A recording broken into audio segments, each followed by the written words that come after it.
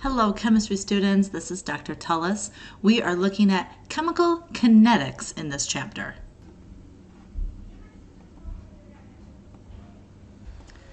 The term kinetic energy means energy of motion. When we think of that word, kinetic, we're thinking of how fast reactants are turning into products. It's usually measured in something called molarity per second, and it's how quickly something is disappearing and the rate at which reactions are measured. When a reaction is said to be spontaneous, it doesn't necessarily tell us how quickly the reaction is occurring. Let's look at our car, for example. It's made of steel and it will rust. It's a spontaneous reaction.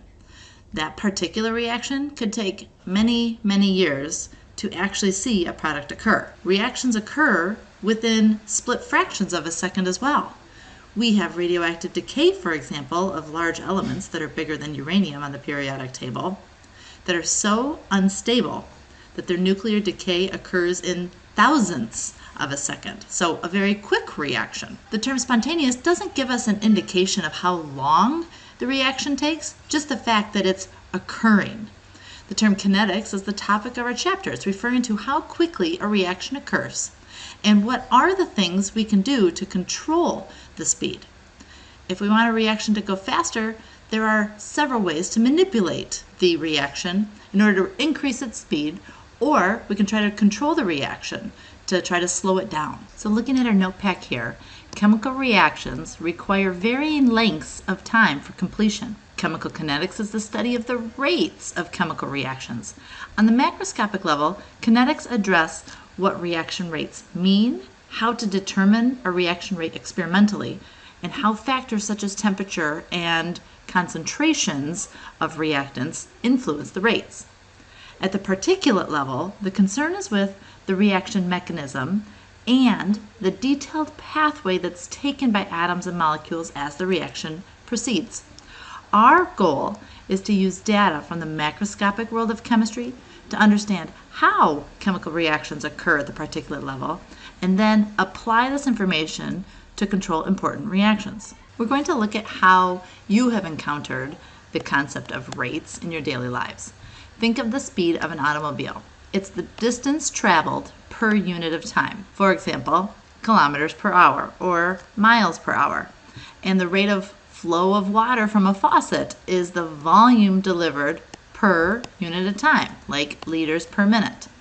In each case, a change is measured over an interval of time. Similarly, the rate of a chemical reaction refers to the change in concentration of a reactant or a product per unit of time. And here's the equation to show this. Our reaction rate is our change in concentration over a certain amount of time.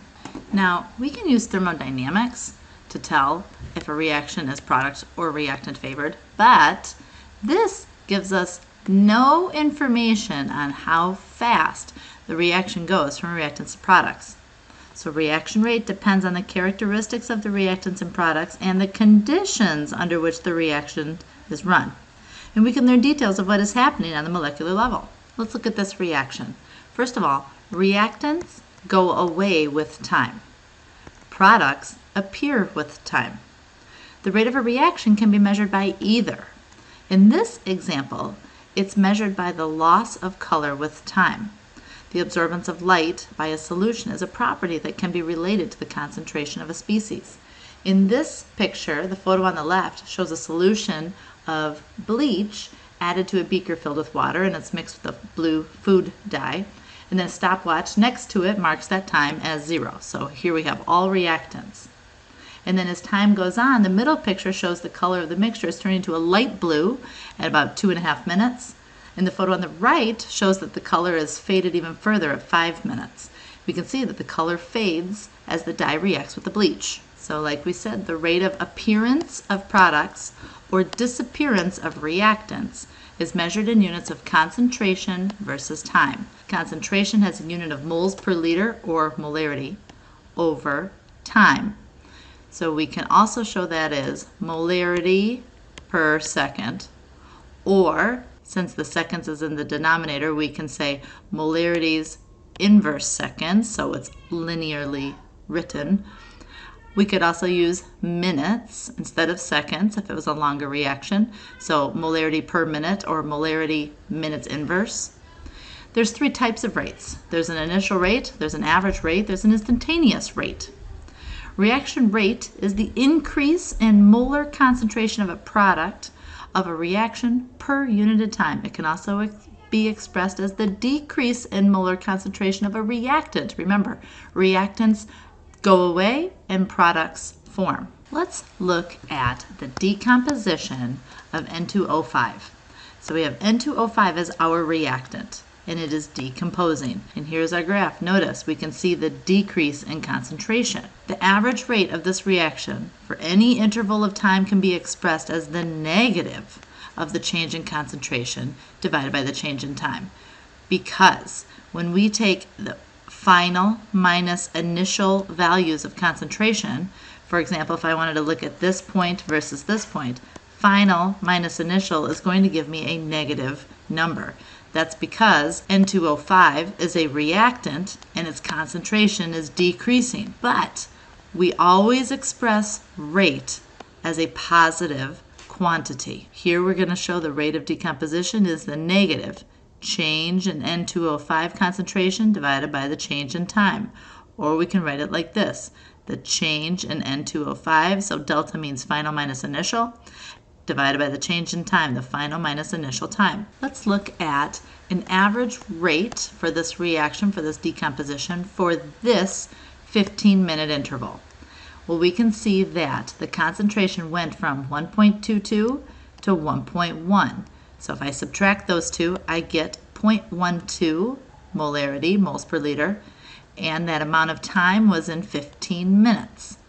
So 0.12 divided by 15 is going to give me 0.0080. Molarity is moles per liter per minute. Let's look at the average rate down here for 6.5 to 9 hours.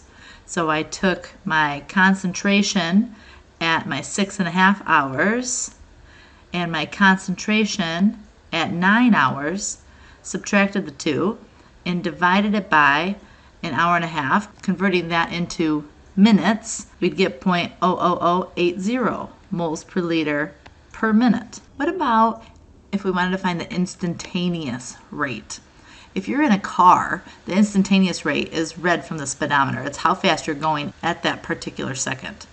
For chemical reaction, if I wanted to know this instantaneous rate at that point, we can extract that from the graph by drawing a line that's tangent to the concentration time curve at that particular time and then determine the slope of the line. So if I wanted this dot, I would draw this line and then I would look at this point and that point. So I'm going to look at the change in concentration there. So that's my numerator. Divided by, find out what time points those are at, and subtract those two in minutes, and that would give me my instantaneous rate. Again, during a chemical reaction, amounts of reactants decrease with time, and amounts of products increase with time. So when we're looking at rate, which is the change in concentration over the change in time, our change in reactants is decreasing, therefore that's negative, and our change in product is increasing. But again, we would still express that negative as a positive because rate is always going to be positive. So in general, for this reaction, we will take stoichiometry into account when defining the rate of a reaction. We include a factor for each reactant and product of 1 over x, and x is that substance's stoichiometric coefficient. This gives us a single value of the reaction rate regardless of which reactant or product is being monitored. If I have a stoichiometric coefficient of A, B, C, and D, I can relate the rates of each reactant and product in this way. Again, A and B are reactants, so they are going to be negative. We would say 1 over A times the change in concentration of A over time is equal to negative 1 over B times the change in concentration of B. And C and D are products, so they are positive values, 1 over C and equal to 1 over D. Looking at this reaction, my stoichiometric coefficients are 1, 2, and 1/2. So if I were to take this 1, it would be 1 over 1, or 1 negative, the change in concentration of N2O5 over the change in time, would be equal to, that 2 becomes the denominator here, 1/2 of the change in concentration of NO2, and 1/2, flip that around, take the reciprocal of 1/2, so that would be 2 times the change of oxygen over time. Here is the same equation as the last slide. I just doubled everything. So this could be reduced. 2, 4, and 1 can be reduced to 1, 2, and 1/2. If I were to look at those rates of reactions, I would say that this is 1, so 1 over 1. And if I looked at the N2O5, this 2 would be 1/2. And if I set them equal to each other, because the rate of formation of oxygen is equal to half of the rate of the decomposition of N2O5. I could also throw in my NO2.